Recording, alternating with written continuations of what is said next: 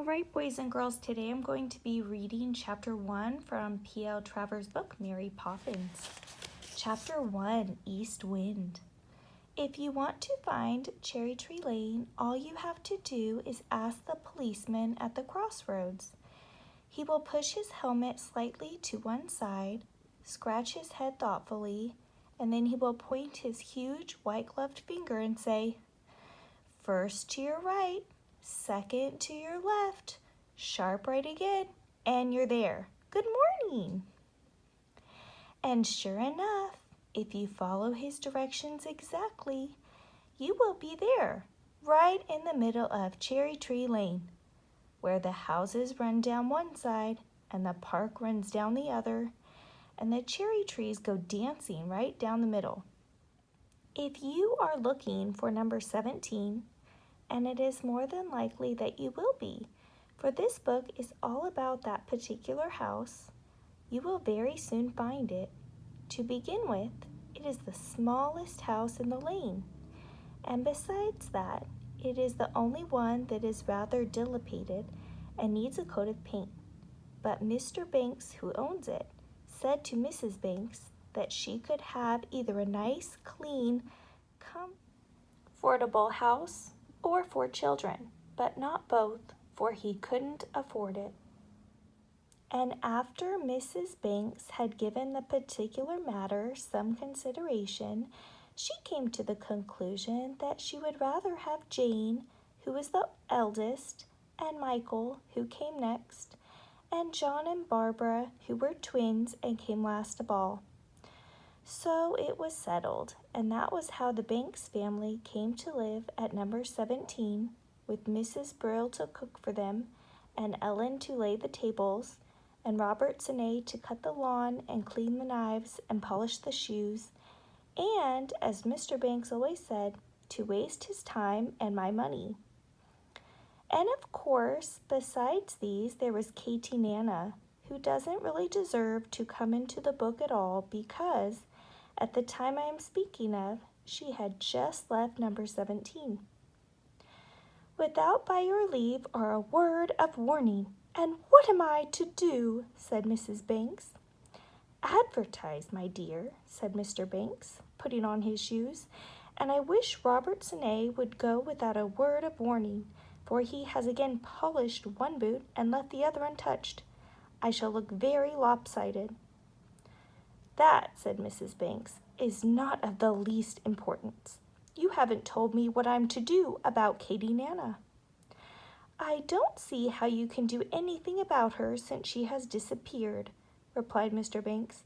"But if it were me, well, I should get somebody to put in the morning paper the news that Jane and Michael and John and Barbara Banks, to say nothing of their mother, require the best possible nanny at the lowest possible wage and at once. Then I should wait and watch for the nannies to queue up outside the front gate, and I should get very cross with them for holding up the traffic and making it necessary for me to give the policeman a shilling for putting them to so much trouble. Now I must be off. Whew, it's as cold as the North Pole. Which way is the wind blowing?" And as he said that, Mr. Banks popped his head out of the window and looked down the lane to Admiral Boone's house at the corner. This was the grandest house in the lane, and the lane was very proud of it because it was built exactly like a ship. There was a flagstaff in the garden, and on the roof was a gilt weathercock shaped like a telescope. "Ha!" said Mr. Banks, drawing in his head very quickly. "Admiral's telescope says east wind. I thought as much. There is frost in my bones. I shall wear 2 overcoats." And he kissed his wife absent-mindedly on one side of her nose and waved to the children and went away to the city. Now, the city was a place where Mr. Banks went every day, except Sundays, of course, and bank holidays. And while he was there, he sat on a large chair in front of a large desk and made money. All day long he worked, cutting out pennies and shillings and half-crowns and 3-penny bits, and he brought them home with him in his little black bag.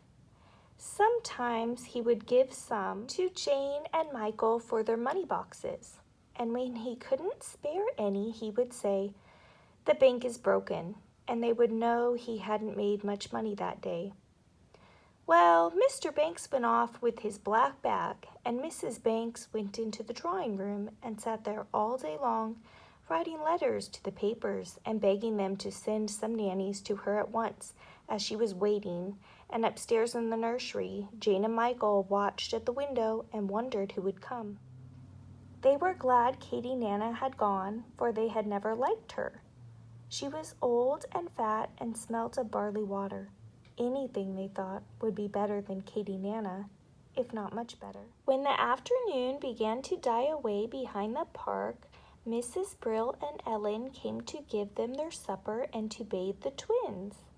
And after supper, Jane and Michael sat at the window watching for Mr. Banks to come home and listening to the sound of the east wind blowing through the naked branches of the cherry trees in the lane.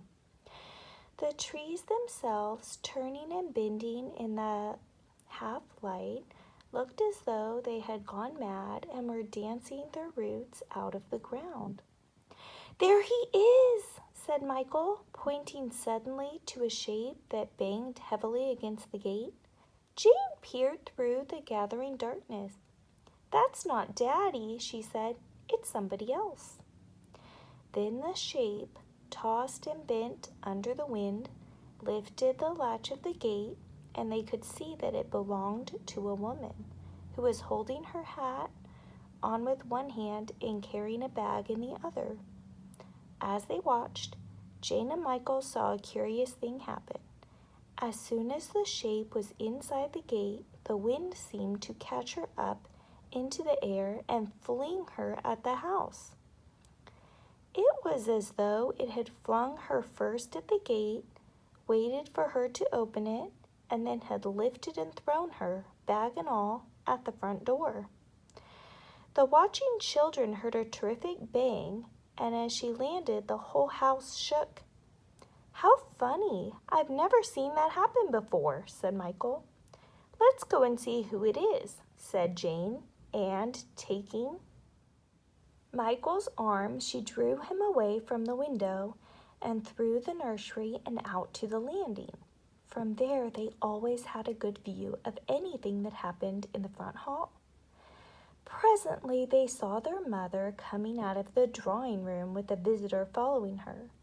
Jane and Michael could see that the newcomer had shiny black hair. "Rather like a wooden Dutch doll," whispered Jane, and that she was thin, with very large feet and hands, and small, rather peering blue eyes. "You'll find that they are very nice children," Mrs. Banks was saying. Michael's elbow gave a sharp dig at Jane's ribs. "And that they give no trouble at all," continued Mrs. Banks uncertainly, as if she herself didn't really believe what she was saying. They heard the visitor sniff as though she didn't either. "Now, about references," Mrs. Banks went on. "Oh, I make it a rule never to give references," said the other firmly. Mrs. Banks stared. "But I thought it was usual. I understood people always did." "A very old-fashioned idea, to my mind," Jane and Michael heard the stern voice say. "Very old-fashioned. Quite out of date, as you might say."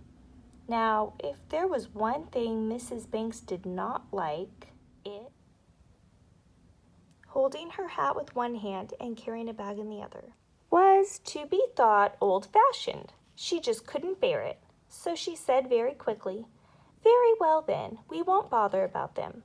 I only asked, of course, in case you required it. The nursery is upstairs." And she led the way towards the staircase, taking all the time without stopping once. And because she was doing that, Mrs. Banks did not notice what was happening behind her, but Jane and Michael, watching from the top landing, had an excellent view of the extraordinary thing the visitor did now. Certainly she followed Mrs. Banks upstairs, but not in the usual way. With her large bag in her hands, she slid gracefully up the banisters and arrived at the landing at the same time as Mrs. Banks. Such a thing, Jane and Michael knew, had never been done before. Down, of course, for they had often done it themselves, but up, never. They gazed curiously at the strange new visitor. "Well, that's all settled then." A sigh of relief came from the children's mother.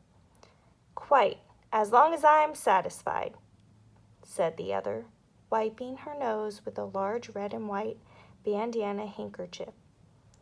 "Why, children," said Mrs. Banks, noticing them suddenly, "what are you doing here?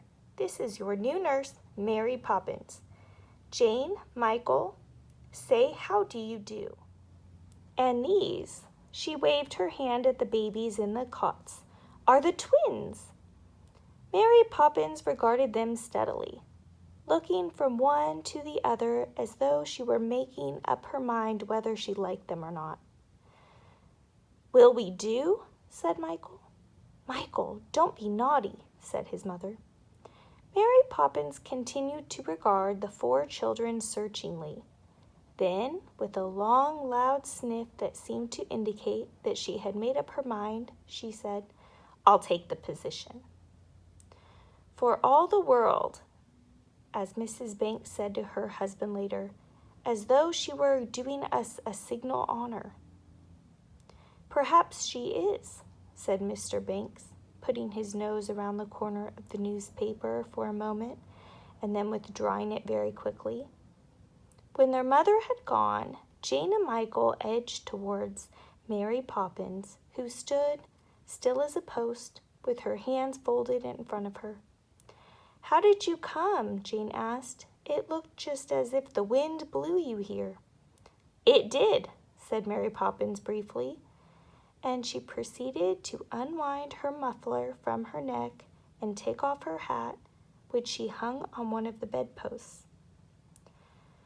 As it did not seem as though Mary Poppins were going to say any more, though she sniffed a great deal, Jane, too, remained silent. But when she bent down to undo her bag, Michael could not restrain himself. "What a funny bag," he said, pinching it with his fingers. "Carpet," said Mary Poppins, putting her key in the lock. "To carry carpets in, you mean?" "No, made of." "Oh," said Michael, "I see." But he didn't, quite. By this time the bag was open, and Jane and Michael were more than surprised to find it was completely empty. "Why," said Jane, "there's nothing in it." "What do you mean, nothing?" demanded Mary Poppins, drawing herself up and looking as though she had been insulted. "Nothing in it, did you say?" And with that she took out from the empty bag a starched white apron and tied it around her waist. Next, she unpacked a large cake of sunlight soap, a toothbrush, a packet of hairpins, a bottle of scent, a small folding armchair, and a bottle of throat lozenges. Jane and Michael stared. "But I saw," whispered Michael, "it was empty." "Hush," said Jane, as Mary Poppins took out a large bottle labeled 1 teaspoon to be taken at bedtime. A spoon was attached to the neck of the bottle, and into this Mary Poppins poured a large, dark crimson fluid. "Is that your medicine?" inquired Michael, looking very interested. "No, yours," said Mary Poppins, holding out the spoon to him. Michael stared. He wrinkled up his nose. He began to protest. "I don't want it. I don't need it. I won't." But Mary Poppins' eyes were fixed upon him, and Michael suddenly discovered that you could not look at Mary Poppins and disobey her. There was something strange and extraordinary about her, something that was frightening and at the same time most exciting. The spoon came nearer. He held his breath, shut his eyes, and gulped. A delicious taste ran around his mouth. He turned his tongue in it. He swallowed, and a happy smile ran around his face. "Strawberry ice," he said ecstatically. More, more, more! But Mary Poppins, her face as stern as before, was pouring out a dose for Jane. It ran into the spoon, silvery, greeny, yellowy. Jane tasted it. "Lime juice cordial," she said, sliding her tongue deliciously over her lips.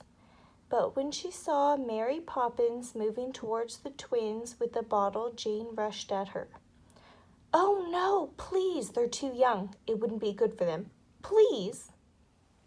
Mary Poppins, however, took no notice, but with a warning, terrible glance at Jane, tipped the spoon towards John's mouth.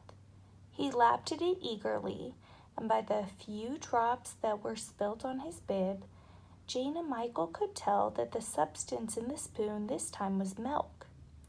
Then Barbara had her share, and she gurgled and licked the spoon twice. Mary Poppins then poured out another dose and solemnly took it herself. "Rum punch," she said, smacking her lips and corking the bottle.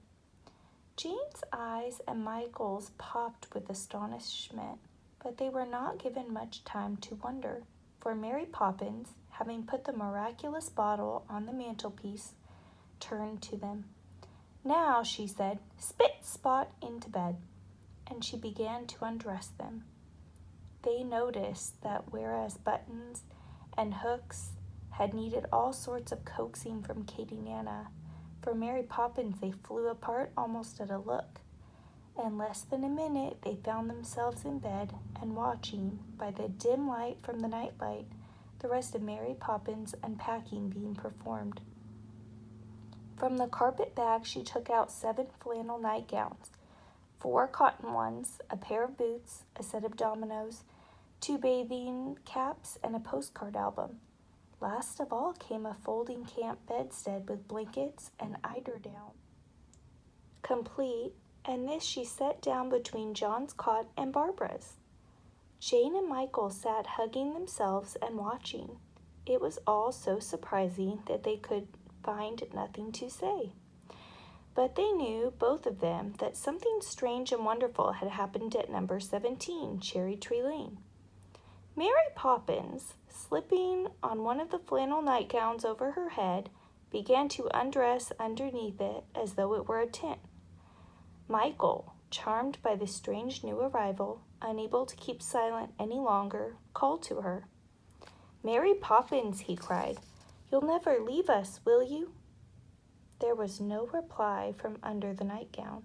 Michael could not bear it. "You won't leave us, will you?" he called anxiously. Mary Poppins' head came out of the top of the nightgown. She looked very fierce. "One word more from that direction," she said threateningly, "and I'll call the policeman." "I was only saying," began Michael meekly, "that we hoped you wouldn't be going away soon." He stopped, feeling very red and confused. Mary Poppins stared from him to Jane in silence. Then she sniffed. "I'll stay till the wind changes," she said shortly, and she blew out her candle and got into bed.